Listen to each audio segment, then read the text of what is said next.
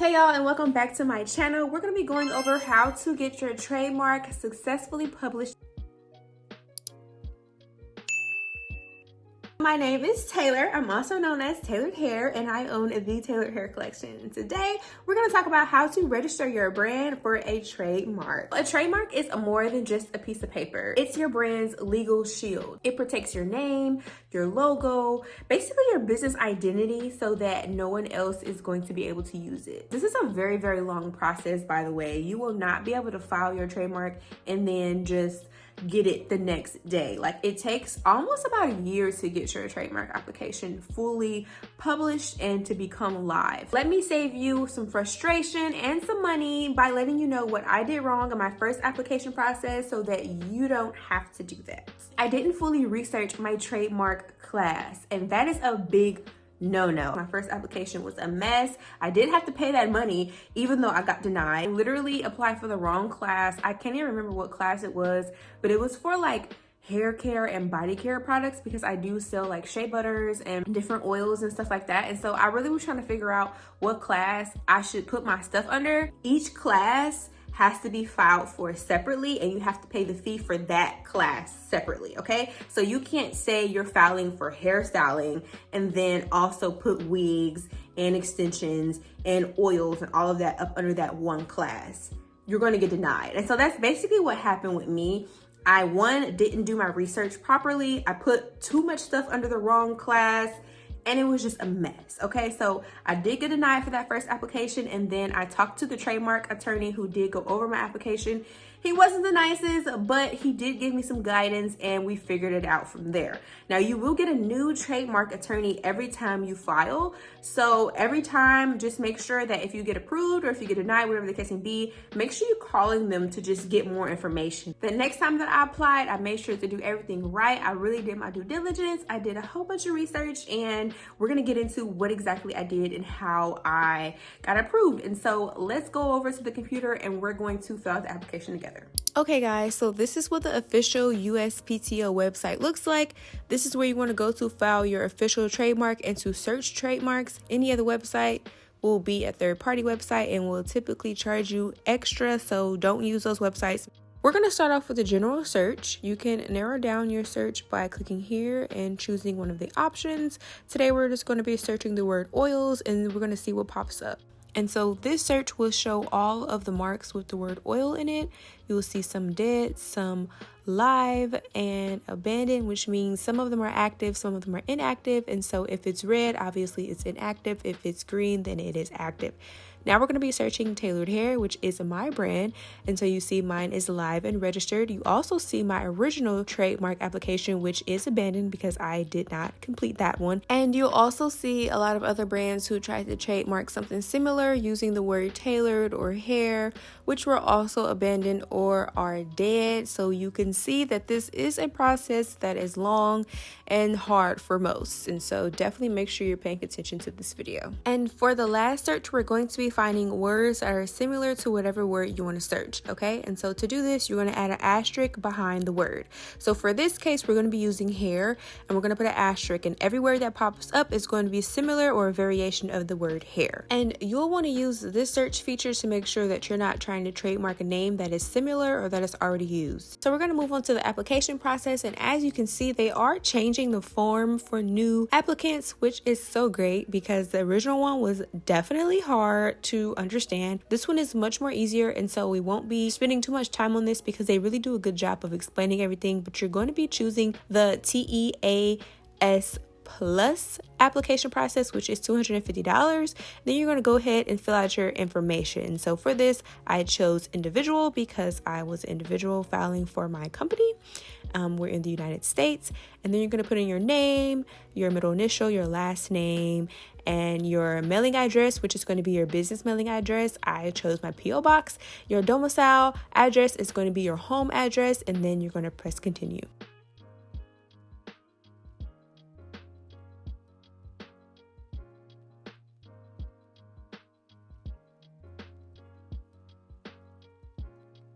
More than likely, your correspondence information is going to be the same as the previous information unless you are using an attorney, then they will enter in their information in this section. Moving on to the mark selection, you're going to be choosing if you want to protect wording or if you're going to be protecting an actual mark, okay? And so for this, I actually chose a mark for the application that I was actually approved on. Originally, I chose just wording alone. It's a little more tricky because you want to make sure that you're not choosing words that are common use words. And so we'll get into that in the next step, but you want to make sure that you are choosing something that is significant, okay? Then you want to go in and choose your filing basis. If you're already using the mark or whatever you're going to be protecting, then you're going to be choosing the first option, which is my trademark is currently in use. Okay, that's the option that I chose because I was using my mark since 2017 when I first created it, and I didn't file my trademark until 2022. You'll also have to add supporting information, which is proof that you're using your mark. So that can be a screenshot of your website or pictures of your product. So remember when I mentioned you want to make sure you're not using words in your mark that are common use. And so that's what this first box is going to be for. You're going to click that if you're using words like hair or any other common use word in your mark, because you can't claim significance to that word because everyone can use that word.